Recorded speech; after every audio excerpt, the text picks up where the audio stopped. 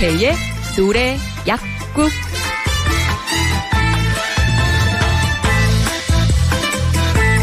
이 시간은 우리 애청자 여러분들에게 건강정보 전해드리고요. 처방은 노래로 받아보겠습니다. 노래하는 약사 황원태 씨와 함께하죠. 선생님 안녕하세요. 네, 안녕하세요. 아, 비가 굉장히 많이 내렸는데. 그래요. 네, 특별한 피해는 없으셨죠?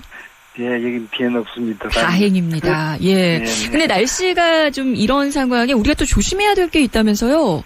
그렇죠. 이렇게 태풍이나 장마철에 특히 조심해야 될 게 세균이죠. 물속 세균에 감염 주의하셔야 됩니다. 아, 더러워진 물에요? 식중독이나 유행성 눈병 등 조심해야 되겠죠. 맞아요. 여름철에 이게 또 전염성이 강해가지고요. 네. 각별히 조심을 해야 되는데, 네. 자, 이런 전염병에 걸렸을 때 쓰는 약이 항생제죠. 바로 피할 수 없는 게 항생제죠. 예. 항생제가 균을 즉각적으로 정확하게 처리하니까 정말 많이 사용하고 있거든요. 네. 근데 이 항생제 때문에 지금 점점 문제가 생기고 있는 게 큰일이죠. 예, 어떤 문제입니까, 정확하게? 항생제 오남용 등의 문제로 국내 다제내성균 감염 환자가 굉장히 빠르게 늘고 있습니다. 그게 뭡니까, 선생님? 네, 바로 슈퍼박테리아죠. 슈퍼박테리아? 네, 항생제가 안 듣는 세균. 그게 이제 다제내성균이거든요. 네. 의료계 일각에서는 이미 슈퍼박테리아가 토착화되어 있다는 목소리까지 나오고 있습니다. 그러니까 항생제를 써도 죽지 않는다. 그만큼 강해졌다, 그렇죠. 세균이.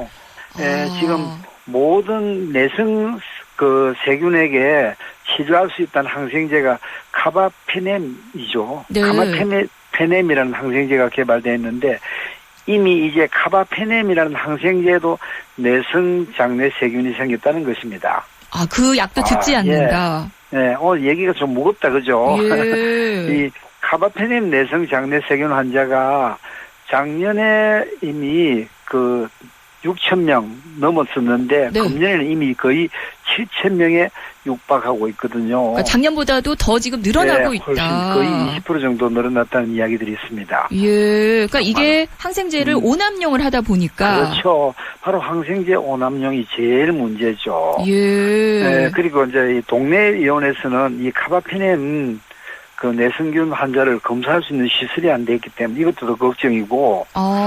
네, 그래서 그나마 이제 종합병원에서는 동네 병원에서 입원해 있던 환자들이나 치료가 안 되는 환자들이 오면은 이 CR이라 그럽니다. 이 환자를. 네네. 네, CRD 감염 여부를 일단 검사를 주로 하고 있으니까 그나마 다행인데요. 예.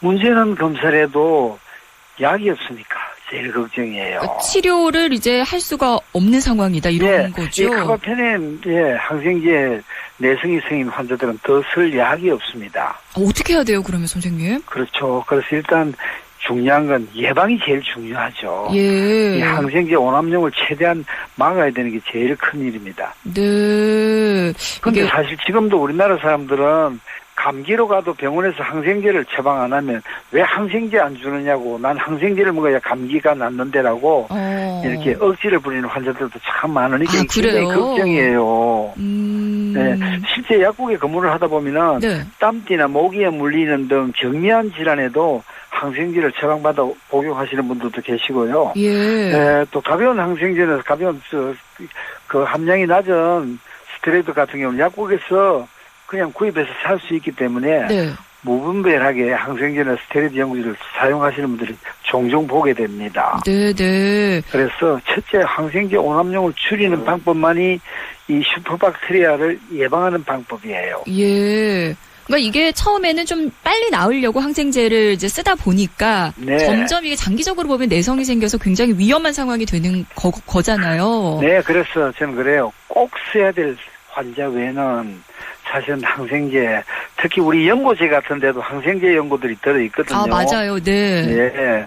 후땡땡 같은 경우, 복합, 마대땡땡 이런 것들 보면 항생제가 들어있는데, 그것도 우리 아이들한테 정말 무분별하게 쓰고 있어요. 네, 이것도 정말 시정돼야 될 문제 같습니다. 그래요. 약을 쓰기 전에 미리 좀 예방하고 식습관이나 운동 습관으로 좀 예방하는 방법. 이게 가장 중요하겠네요. 약을 쓸 때도 꼭 써야 될 자리에 써야 될 약을 쓴다는 것, 이것도 꼭 지켜주셔야 되겠는데, 사람들이 너무 광고에 치중해갖고 약을 쓰다 보니까 이런 문제가 생기는 것 같아요. 네. 안 그래도 뭐 우리나라가 좀 항생제 사용량이 굉장히 많다 이런 얘기 많습니다. 사실 많거든요. 거의 뭐 세계 정상을 달리는 아, 진짜 수준입니다. 그 정도예요? 네, 아이고, 네, 이거 네. 우리 각성해야 되겠습니다. 네, 정말 각성해야 되겠습니다. 네, 선생님 네. 잘 들었고요. 네, 자, 오늘 네. 노래 처방 내려주세요. 네, 오늘 노래 처방은 사실 우리네 인생살이가 마음먹기에 따라서 모두 거의 같은 삶이라고들 하죠. 네. 그래서 이것을 노래한 박소민의 도토리 키재기, 네, 황원태의 태정대를 선곡했습니다. 네, 선생님 잘 들었습니다. 네, 건강하세요. 네. 자, 이 항생제라는 거, 좀 잘 알고 써야 될 텐데, 너무 무분별하게 쓰다 보니까 이게 큰 문제가 된다는 거 우리 애청자 여러분들 다시 한번 좀, 아셨으면 좋겠고요. 자, 처방받은 노래 두 곡 지금부터 함께 하시죠. 박소민, 도토리 키재기, 황원태, 태종대 두 곡입니다.